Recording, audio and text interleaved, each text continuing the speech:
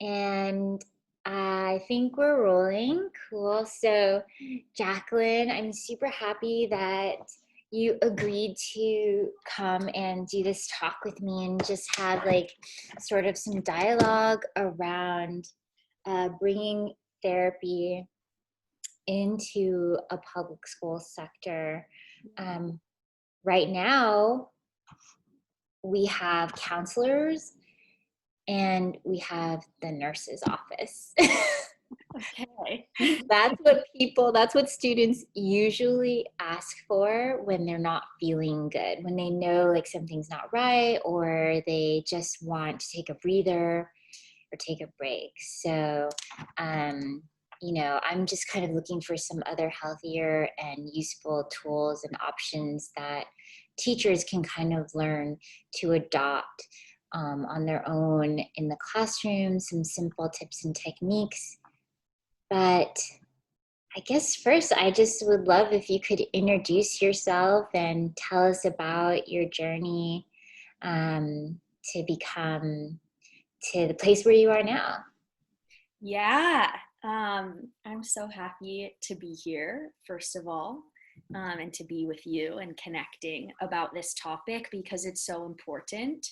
And there's such a need for it for kids to have that outlet, to be able to, I think at a young age, have a outlet to learn about their mental health and have some tools at school, is so important. So I'm happy to be here having this conversation with you and to get into that more. But for now, um, so I am a marriage and family therapist. I'm an associate and I'm getting my hours to become licensed. So I have about 2,600 hours right now. You need 3,000 to be licensed.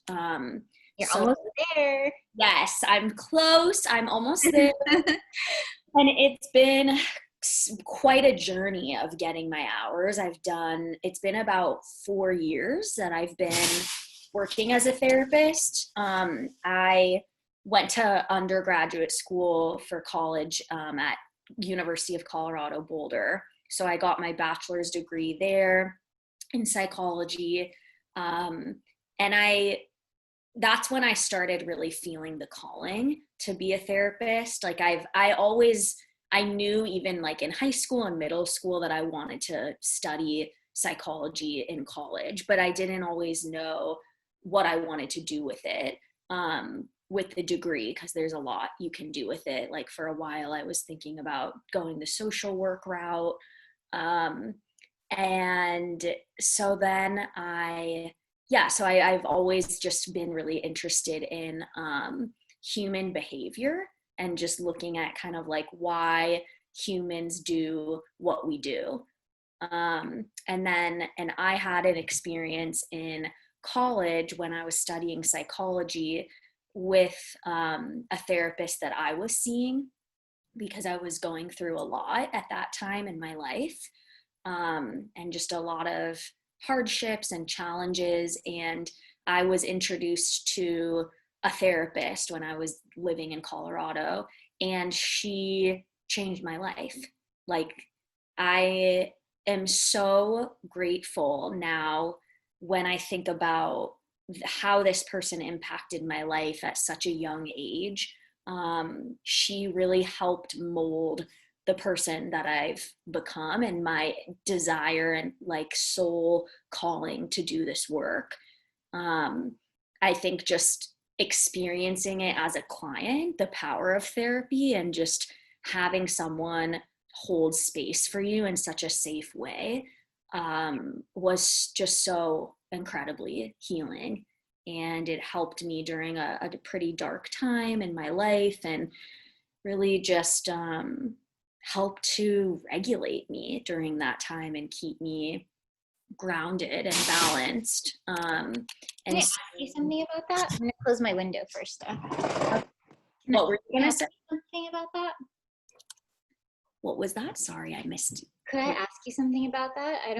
I don't know if it's too personal, but what Was that your first exposure to a therapist? And what about her was worked for you? Because I've heard people talk about finding a therapist and like their first one is never the match that they were hoping for. It's always like just kind of a starter. I don't know. That tends to be like the story that I hear. Yeah. Um, no, she wasn't the first one that I've seen. The first time I ever went to therapy, I was probably like 12 or 13. So I've been seeing a therapist ever since I was pretty young. Oh, Um, wow. but You're she so was lucky. yeah. So she was just the first one that I really connected with Okay. on a deeper level. And I think, so yeah, definitely like what you're saying is true. I think finding the right fit and finding a therapist you really connect with is just so important, because if you don't feel like you can really open up with the person and feel safe and feel like you can trust them, then the work can only go so far, right? Yeah, And totally. so, yeah, like I think just her presence, how compassionate she was, and how much she didn't make me feel like she was just kind of psychoanalyzing me. Like her approach to therapy was very different than other therapists that I've seen.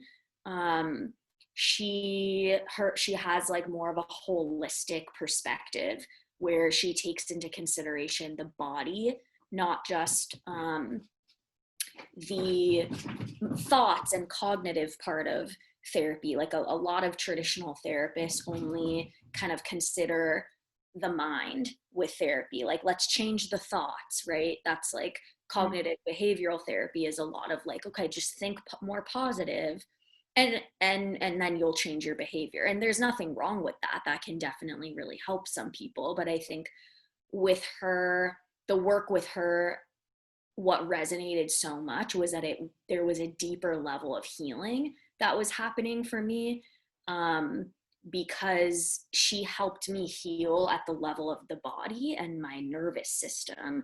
Ooh. um, Oh, yeah, rather than just kind of at the cognitive level. Like it just went a lot deeper, and that was a type of therapy I had never experienced. And that's the type of therapy that I now do with, so it's called somatic therapy. wow. Okay. Somatic therapy. Oh my gosh, you have to tell me what that means. Okay, so somatic therapy is basically a type of therapy. I work mostly with people who have been through trauma. And so to heal, Everybody. yeah, I mean, everyone's been through, is that what you're going to say? That Yeah. everyone's been through to some degree, right? So that can look so differently for, Right, right. I don't mean to make light of it. I just meant I feel like everybody has had trauma. But do you mean you deal with people who have probably experienced a higher level of trauma than most of us? Or, yes, okay. yeah. But it can range from grief and loss, like to a breakup or a life transition, to childhood abuse. Um, Sorry about, there's some background noise. My cat's It's being okay. a Same little bit here. um, but yeah, so basically with healing trauma, what so many studies have shown is that trauma, it can really stay stored and stuck in the body, right? And so with healing trauma and helping people who have experienced PTSD, the healing has to be through the physiology, right? Of the, like, often the impact of trauma isn't so much because of the event of the trauma or what happened, it's the way that the body responded to the trauma, if that makes sense. And so it's helping people kind of come out of a fight or flight mode and regulate their nervous system. And then, yeah, so that's where somatic therapy comes into play, where it's a lot more focused on physiology than thoughts or the content of the mind.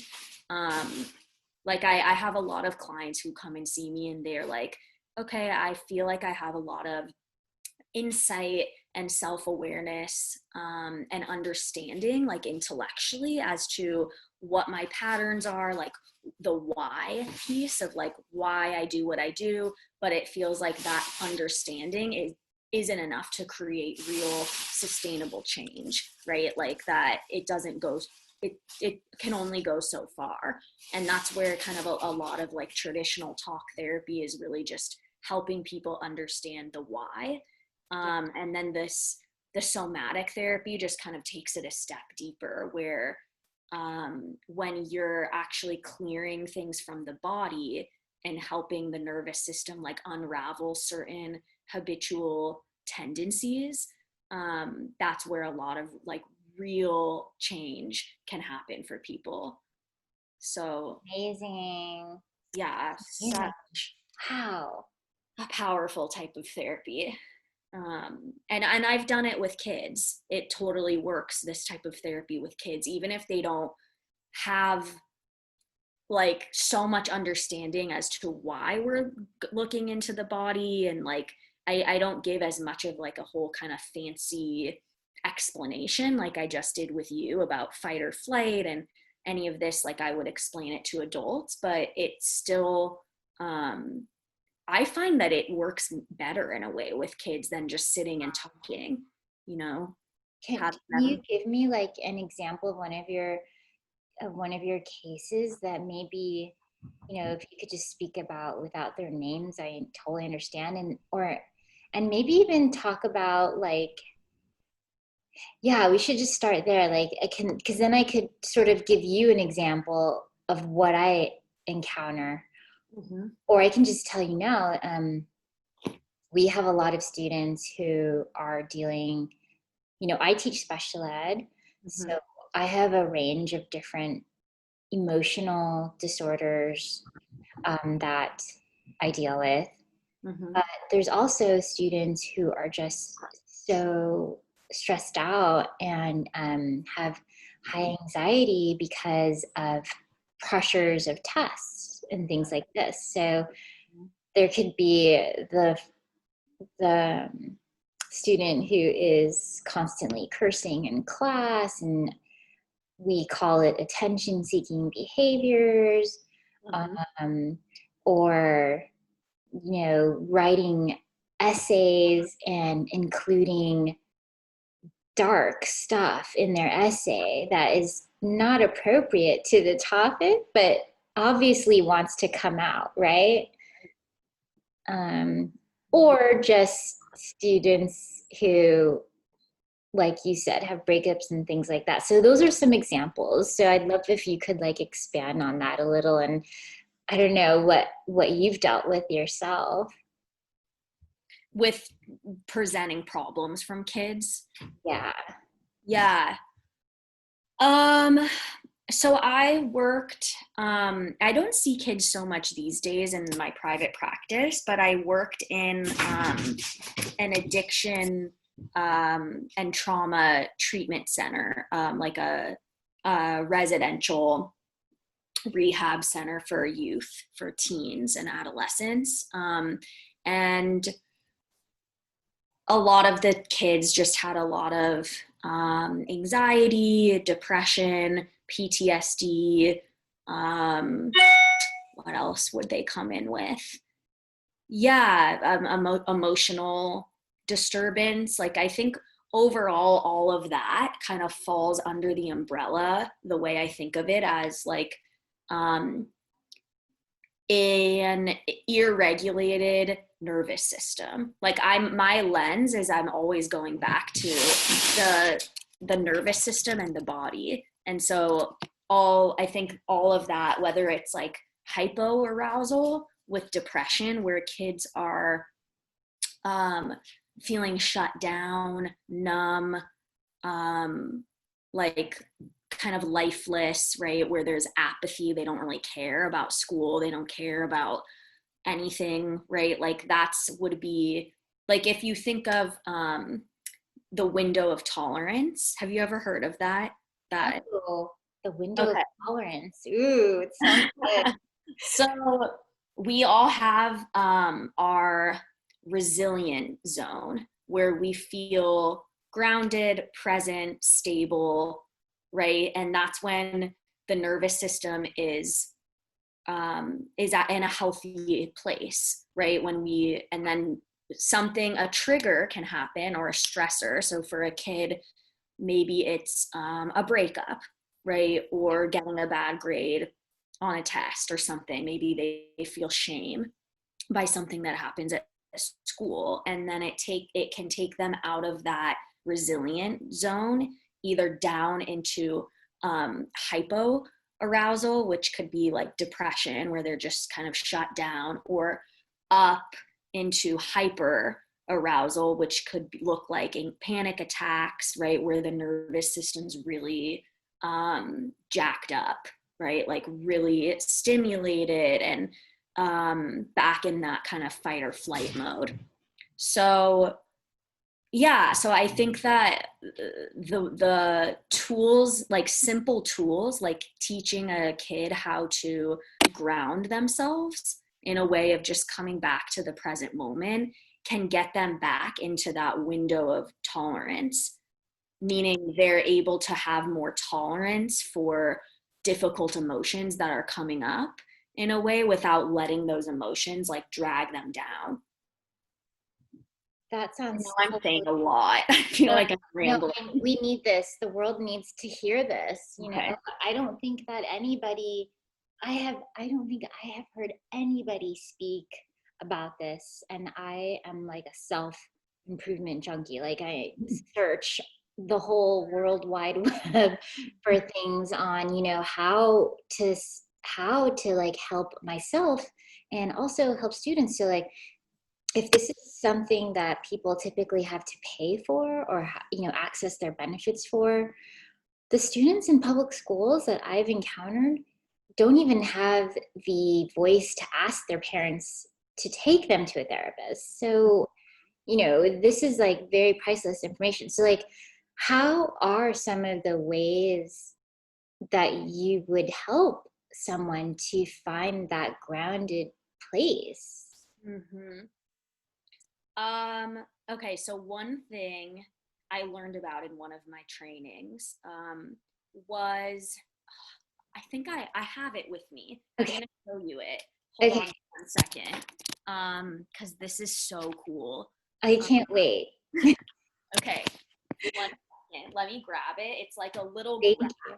that you have kids play with. I have it. 1 second. Okay.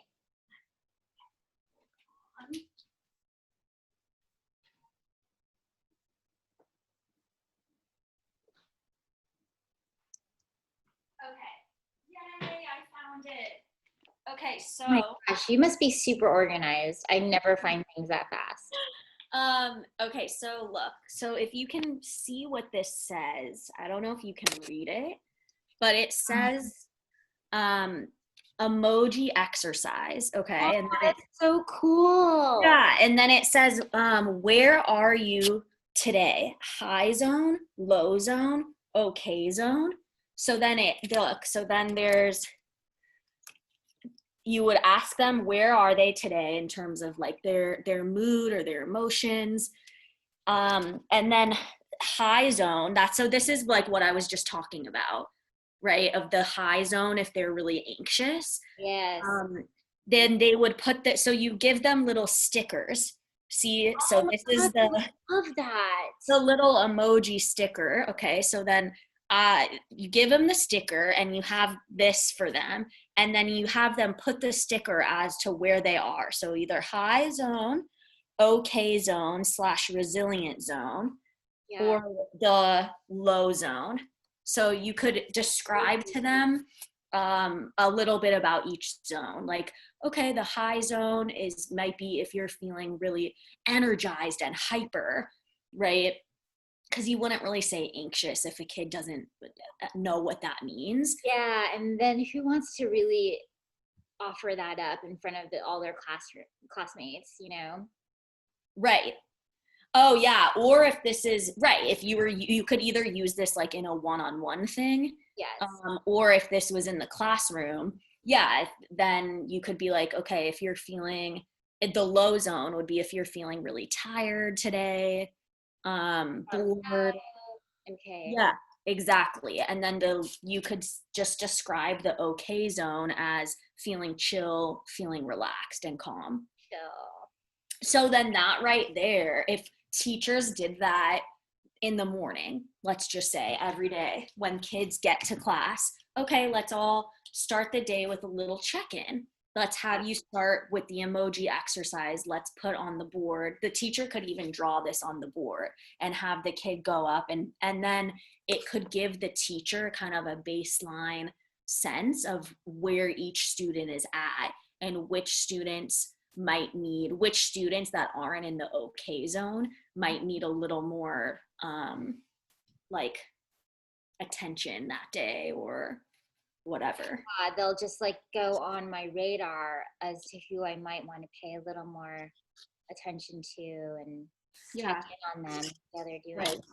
And and so what about for the students who just go from 0 to 100 all of a sudden, or people in general, not just or kids, like Mm-hmm. see someone who has like a very drastic mood swing, or Mm-hmm. they're just crying unconsolably, things at that point, just so I have both, the kind of preventative and then also those emergency sort of situations. Mm-hmm. What would you recommend then? Or what would be, yeah, your typical way of dealing with that? um Doing some emotion regulation techniques with the client. So helping them learn how to have more, a lot of it, I think what it comes down to is like expanding someone's capacity for discomfort, like in their body, helping them build more kind of emotional resilience in their body to be with difficult emotions. Like often when people go from 0 to 100, they're they don't know how to slow it down enough to, like, it's because it's usually so uncomfortable for them, whatever they're feeling, whether it's anxiety, sadness, fear, whatever kind of that core emotion is that's coming up. um, it's so uncomfortable in a way to be with, that it accelerates so quickly because they're not able to kind of pause, slow down, feel what they're feeling, and then let it release, right? And so helping people, I think a lot of it comes down to helping people slow down. So slow down, and then I think this is where mindfulness comes in, and just simply like notice, okay, what's the core emotion you're feeling right now? So for kids, um that might look like asking them, are you mad, glad, or scared? Mhm. Right? Those are kind of like, I think of the Yeah, three pretty core emotions, instead of just to make it simple for them, right? totally. I agree. And then, yeah, I think helping them, I don't know, it's so hard with kids because even everything I just said, like that to a kid's brain, Slow it down is. is key. I really love that idea that you just mentioned. Just how do we help someone slow down? Um, Mm-hmm. okay, so you tell me what you do for adults, Mm-hmm. because then I could probably adapt it once I hear that. Yeah. Okay. So for adults, I love teaching them. Have you ever heard of Tara Brach, No. Wait, okay. not So, Laura Croft. No, I don't. I don't know if it's Brock or Broch, but she's a Buddhist psychologist and a spiritual teacher. I want to look her up. You would love her. Okay. Brock, Brach. Yeah,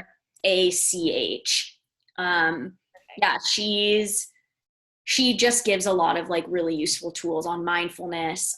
She has a podcast too, if you want to look her up. I will.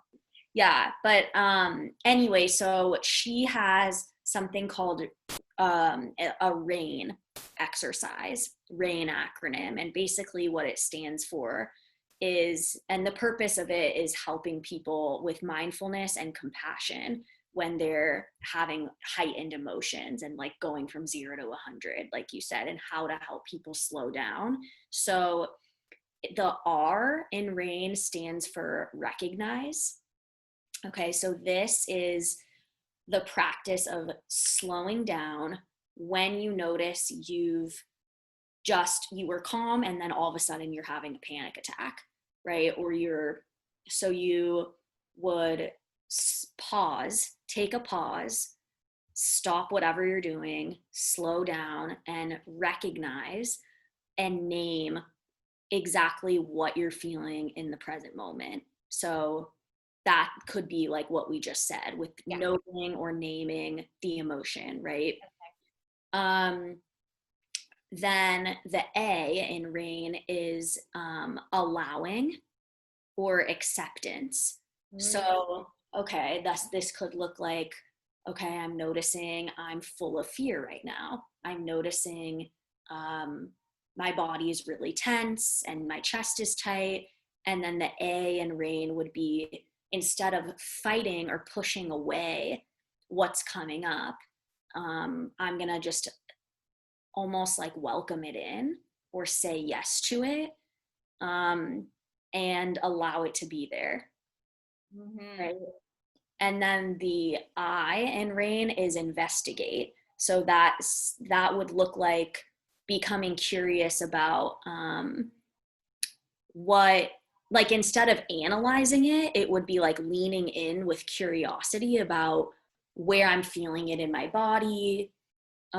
This is more of kind of like where the somatic piece comes in of like, let's say I'm feeling a lot of tightness in the chest, like maybe asking myself okay, is this a familiar feeling? Yes, maybe I've felt this tightness before, this fear. Okay, when have I felt this way? And what might this be associated with? Right? So you're like, the investigating is like doing a little exploring about it.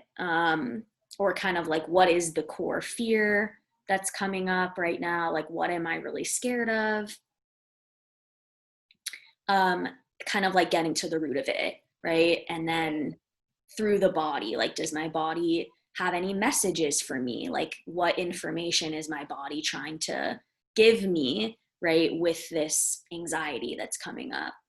And then the N in RAIN stands for nurturance.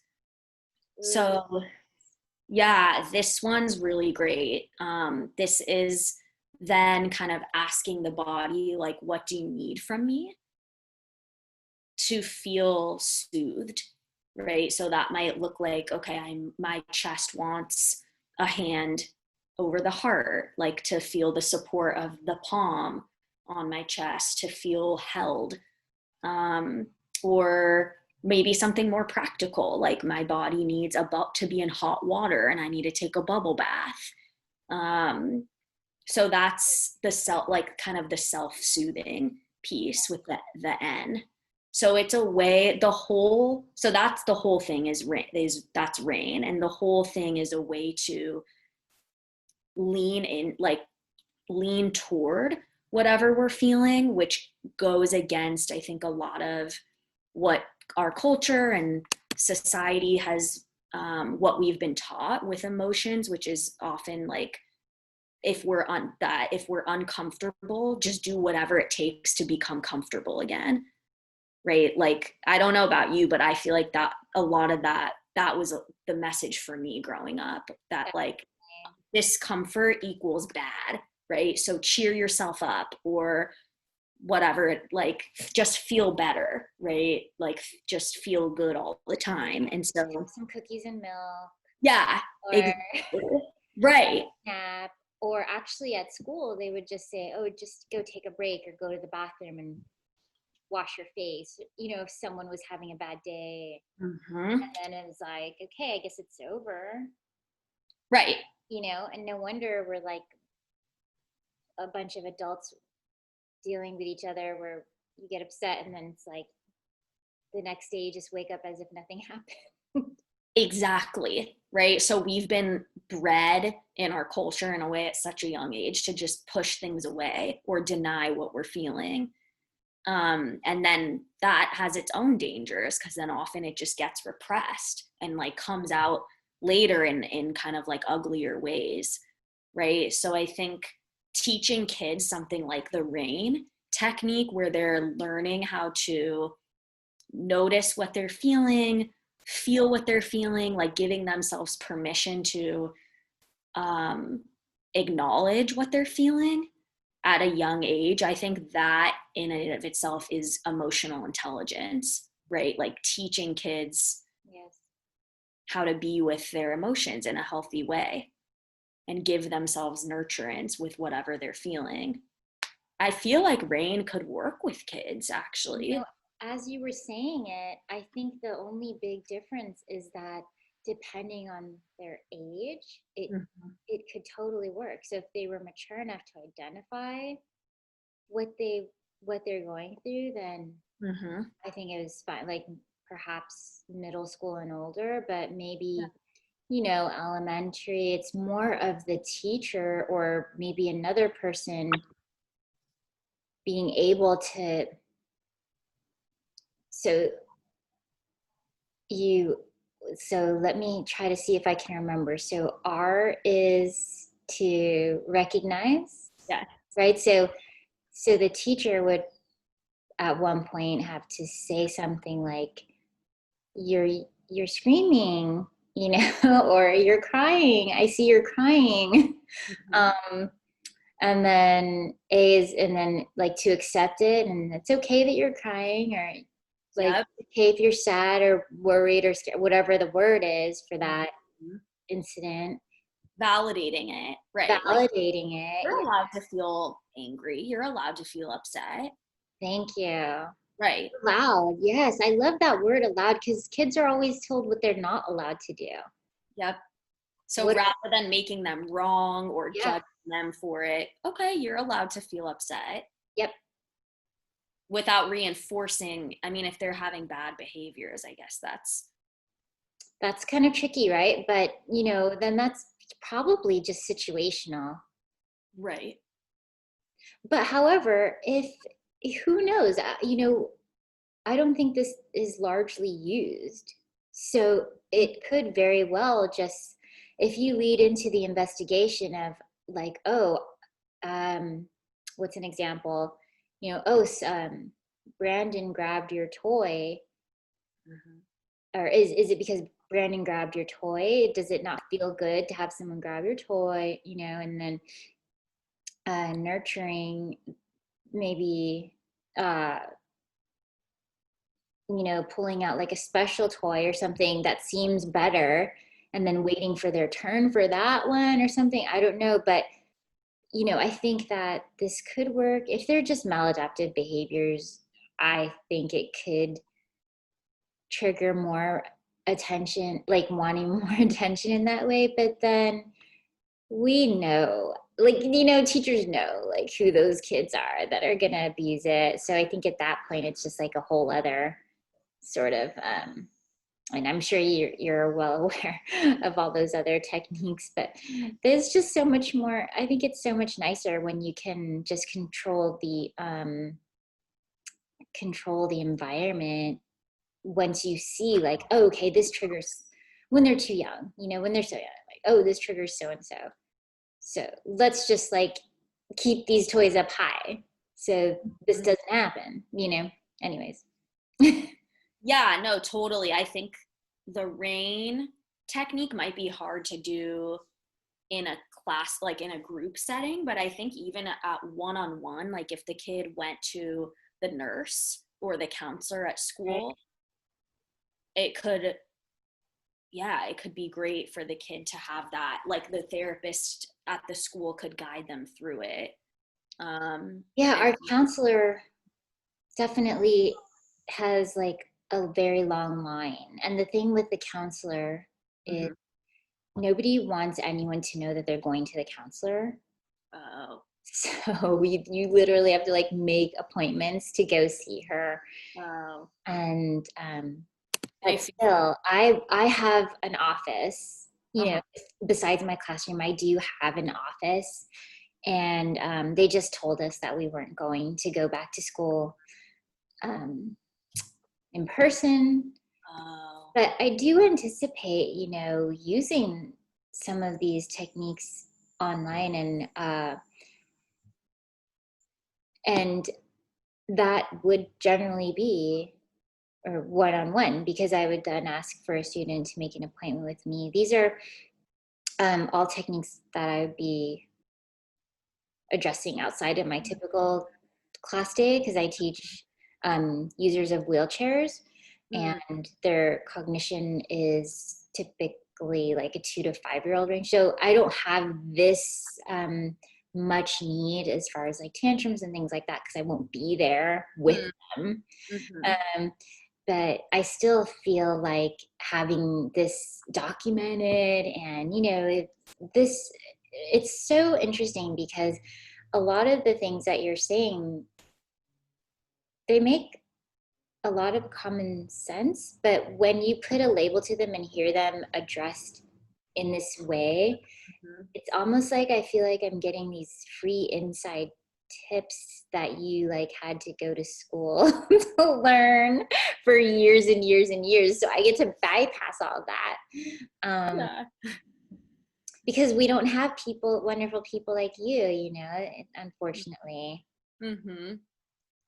I know And something like rain. I totally, the first time I heard it, I was like, oh my God, it's so simple. It is so simple, but it's powerful. The way she breaks it down in this step by step process. And I've had so many clients just tell me that remembering to consciously stop, pause, breathe, go through the steps of rain has been so helpful for them in just learning how to be with difficult emotions and not feel like at war with themselves when mhm. difficult things come up. It's just like allowing them to accept what they're feeling, right? And that's, it sounds so simple, even telling a kid, right? Just let yourself feel whatever you feel.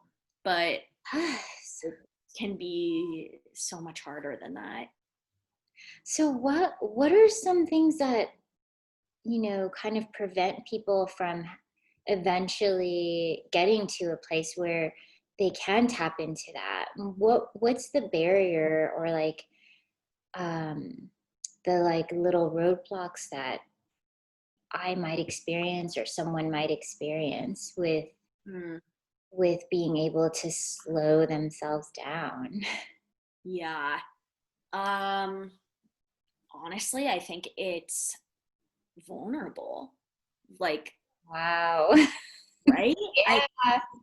slowing down and really being with it and feeling it is whew, goes so much against, I think, our norm, our kind of basic instincts when a difficult emotion or a discomfort comes up where we're used to distracting ourselves in some way or numbing ourselves or avoiding it, Mhm. right? So actually slowing down, looking at it, being with it, confronting what's coming up, I think can be feel vulnerable for people and feel scary. So I feel like it giving kids the messages that they like of empowerment, right? Like I think a core component is courage in doing this kind of work, of even doing something like rain or being in therapy and looking at your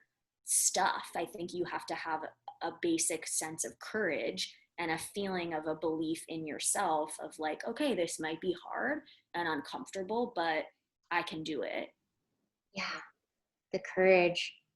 I really I really never I really never hear that word when I think about therapy, but you're right. It takes a lot of courage. Mm-hmm. Do you, do you recommend rain for times like now, or do you have another resource or tool for maybe people or students that come to me or come to any teachers with either PTSD for like having experience Black Lives Matter Mm-hmm. situations that they've seen on TV, and maybe, coming back to school, like back out into the public, some sort of coping mechanisms for that I'm anticipating is going to be needed. And then also, PTSD from, I think there is going to be some kind of trauma, Mm-hmm. maybe not negative, but just something that we encounter coming back out into like the classrooms. I myself have a little bit of anxiousness still, like if there is no vaccine.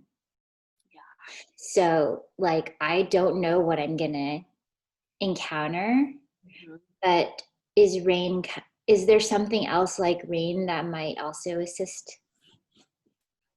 Yeah, I wouldn't anticipate there's going to be a lot of anxiety for kids going back to school and teachers. Like the school, any, I feel like, yeah, group setting with, if there's no vaccine, yeah, they're just being back in that setting after being in quarantine for so long, of like being back around people and in a group.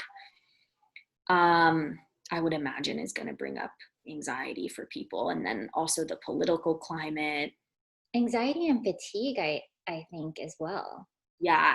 Just like an over stimuli where we have to relearn how to be around so much stimulation again. Mm-hmm.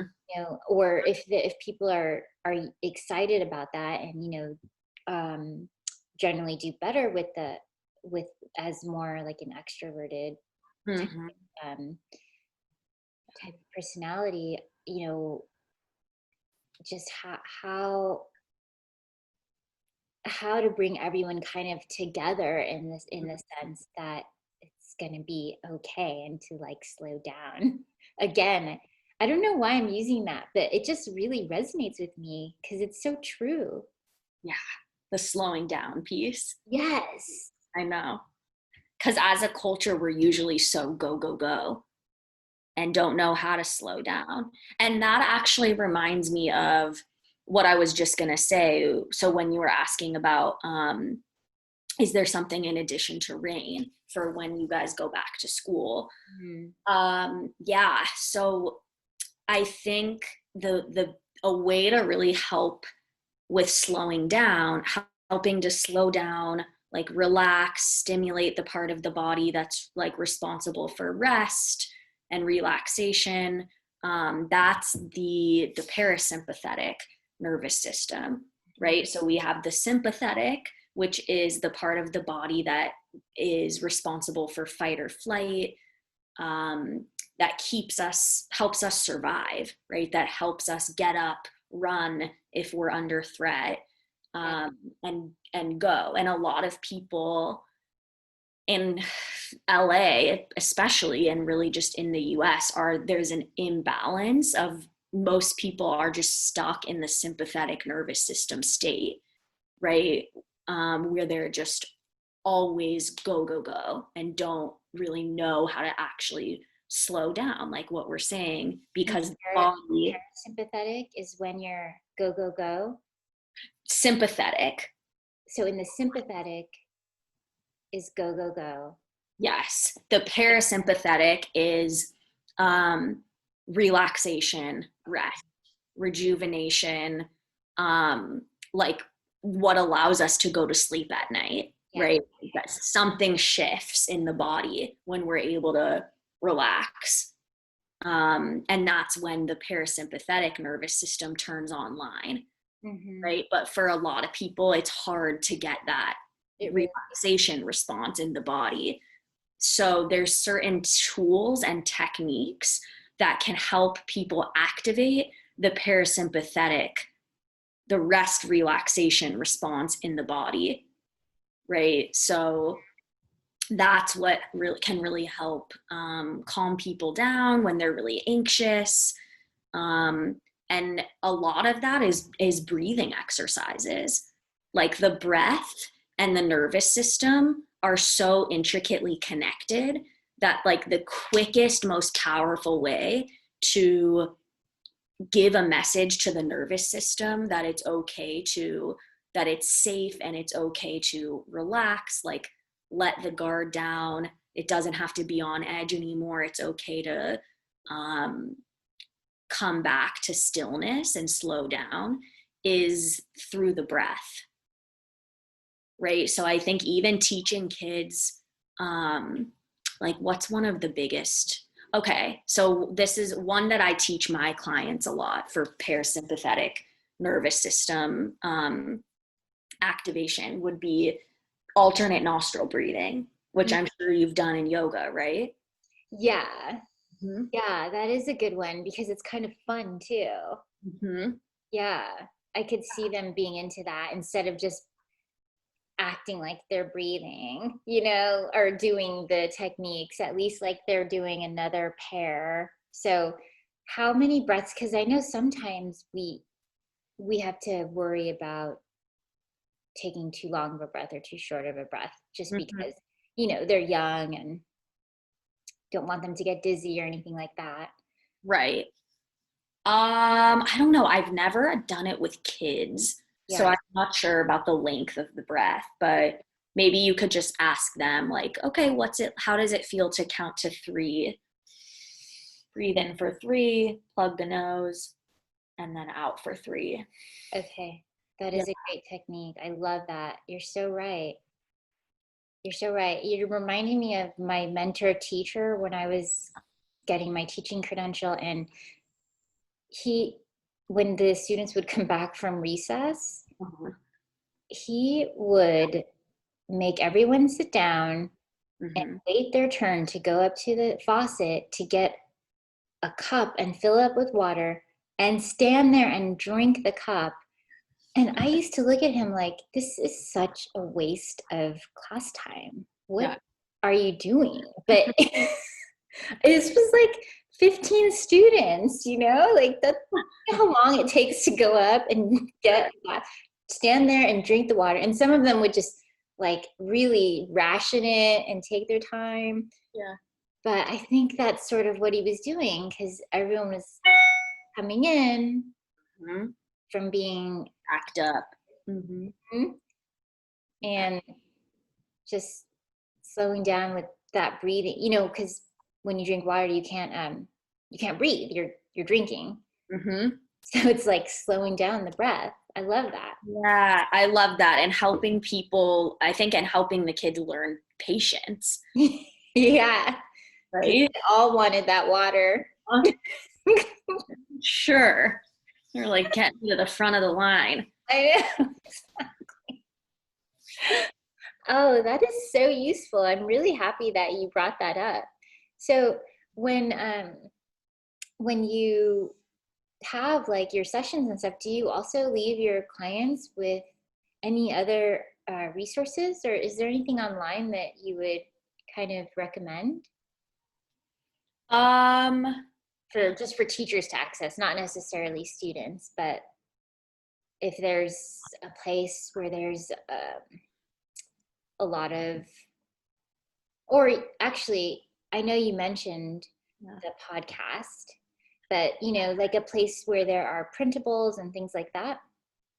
I don't know about for kids or like in a school. There's different resources for trauma, meditations, like trauma focused meditations or trauma sensitive yoga meditation and stuff like that. Okay. Oh, there we go. Sorry, you paused. I'm trying to think of resources online. I don't know of many, to be honest. Well, but actually, the just Googling trauma-focused meditations is actually just knowing that I've never Googled that before, and I look at different meditations all the time. Yeah, So, yeah, you could try that. You could try Kristen Neff has, she's another psychologist, and she has a website all on self-compassion, meditations and exercises to help people learn how to be kinder to themselves when they're having difficult emotions coming up. There's some mindfulness stuff sprinkled in there, so you could try that one too. Kristen Neff. I can send you these two. okay, thanks. Yeah. Thanks. That's really cool.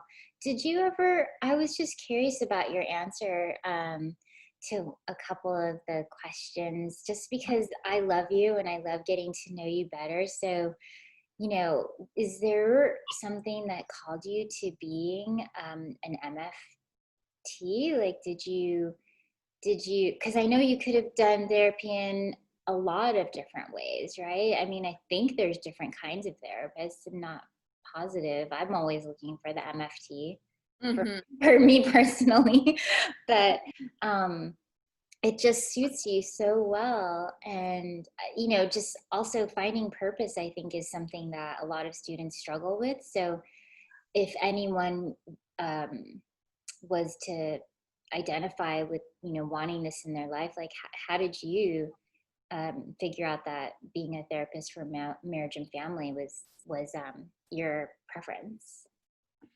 Um, okay, so funny enough, I don't see couples and I don't see families. So I wouldn't really consider myself a marriage and family therapist. Like I don't really deal with issues involving helping people with their marriages. And I don't see families just because I prefer to work with people one on one. Like I really like the individual setting for therapy. So the MFT is kind of like the umbrella term. Like that's what I got my degree in because I knew I didn't want to do social work. I, Um, yeah. Oh, but that's cool. So you had yeah, but the option of doing either yeah, or. right. So so as an MFT, there's so much that's just kind of gives you like the green light to practice as a therapist, right? And then that's like again, the kind of like, it would be like if comparing it to yoga, right? Like if we did our yoga teacher training, but within that, so many different types of yoga you can teach, right? Like there's yin, there's hatha. So my specialty that I've found is trauma therapy with somatic, like doing somatic therapy, and then I also do EMDR, which is another, I don't know if have you heard of EMDR? No, Uh, I feel I'm so out of touch with all of these terms. I'm learning so much from you. This oh my God, we could go down a rabbit hole, by the way, for like 3 more hours just talking about EMDR and doing that with kids, because there's so much. Oh my God. okay, give me the short version, please. Give Okay, okay. everyone the short version here. Yes. So basically, EMDR is a type of trauma therapy treatment modality to help desensitize traumatic memories from the brain. So basically, the woman who founded EMDR, she was a psychologist named Frances Shapiro, and she was sitting at a park one day by herself. She had just gone through a serious trauma. I'm not sure what, but I think it might have been a car accident. And she was sitting in the park and she was watching these squirrels go back and forth in the park. And she was noticing her eyes. She started moving her eyes back and forth, watching the squirrels. And she felt a profound sense of calm for the first time after the car accident. So she basically started researching, like, what about moving my eyes back and forth allowed me to feel that sense of calm. And what she found was that it's so it's called bilateral stimulation. Whenever you're engaging the right and left side of the body, it's balancing then both hemispheres of the brain, like what we were just doing with the alternate nostril breathing, and then that creates a real calming effect for the brain. So basically with EMDR, it stands for eye movement desensitization reprocessing. It's a mouthful, but it's helping people desensitize certain disturbing memories so that it doesn't feel as threatening as if it's happening right now in the present moment. And this is also something that can be done with kids. Sometimes you can do it not just through eye movements, but also tapping. Like having someone tap, that's again the bilateral stimulation where it's just the right and left side of the body being activated. So it would be having them tap. Yeah, exactly. Tap back and forth. And Those feel really good. yeah, and you could have the kid, like one of the EMDR resource, the first phase of EMDR before you have them like go into the reprocessing of the memory, you have them go to their safe space. So you like guide them through, okay, where's somewhere you've been before, maybe somewhere in nature where you've felt calm and safe, and you have them think of being there while tapping. So it gives them a sense of calm. Oh, this would totally fly. Right? The Yeah, butterfly tapping, I love it. this is all about kiddos. Right. Yeah. I'm so glad I just thought of this because this is also totally something you could do. Whenever my clients do this in session, like after just 5 minutes or so of doing this, they always report like my body feels a little less tense. I feel less anxious. You can do it here and you can also do it on the knees.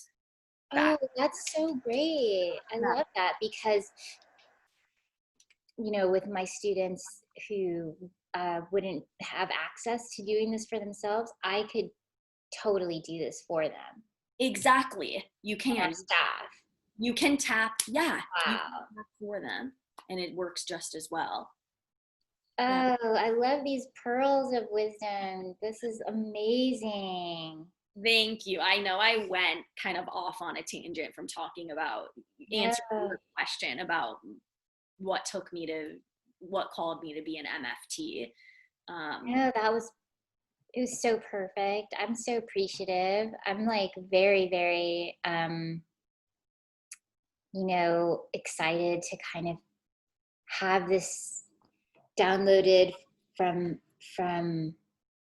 this video into some sort of useful sheet that I can, or like Google Doc that I can pass around to my colleagues and to people that I know, because this is what we're dealing with now. I mean, I can't teach them in person, and giving parents, teachers, like whoever is with students during this time is just super helpful. And I even forgot to mention that I was going to be giving this to the parents, like in a sort of ways of coping newsletter.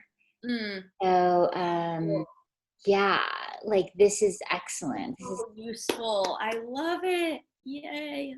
Yeah, I'm super excited, and I'll definitely share it with you so that you could see like how it turned out. I can't wait to show you how you've been put to good use. Oh, thank you. If you need any help at all to like making the sheet or have any more questions, I feel like I threw a lot at you in this interview, and I feel like this might have been like information overload. So if you need any like clarifying questions or want to circle back to anything and be like, wait, that thing you talked about, like what was that again, and how would you explain that? Like, I'm totally here to help. Yes, thank you so much. And so your last name is Marder, Jacklynne Marder, and then you have the coolest Instagram that I have my IG diet, but what is your handle on Instagram again? Because you post such beautiful things Oh, that thank you. every time, I do check it like once a month and I'm like bombarded with all these things, but I always find myself dwelling on yours because they're just such useful, I don't know, heart centering, heart centering posts. So Yeah. yeah, what is your It's heartfelt mantras. It okay, was before it was therapist yogi, but I was like, that's too long. I need to take that out. So it's heartfelt mantras. okay, awesome. Yeah. Thank you. Hang tight. I'm gonna press pause, but thanks again.